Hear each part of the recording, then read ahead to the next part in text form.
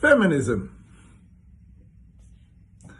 I was talking to a lady in the taxi the other day, and well, I was talking to quite a few, and they all come from the same country, which is Saudi.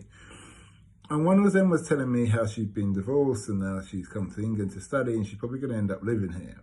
I said, okay, very interesting. And then she talked about how now she's driving. I said, so you're driving. That's great.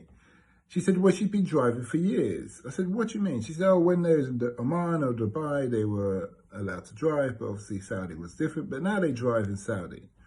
I said, that must be good for you. She said, no. She said, I'm not happy. My friends and I are not happy. I said, why? She said, well, before we had chauffeurs. They would drop us directly where we want to go.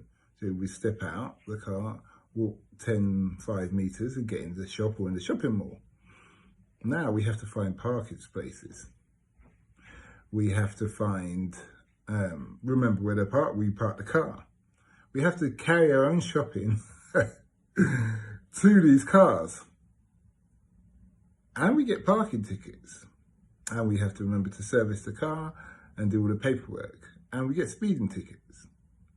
Now, part of me thought, well, welcome to the real world. But another part of me thought, well, I can see why you may be disgruntled that you have to drive your own car. I've lived in a society for quite a few years where I had my own driver, and it was very, very convenient. You make a phone call and he'd be sitting near you, say, come on, we're going. And you just tell him where we're going, and you could have a sleep in the car and you wake up and you're there. It's this great lifestyle.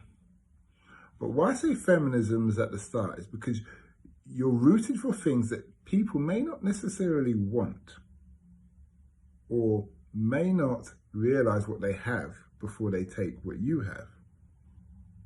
Just food for thought.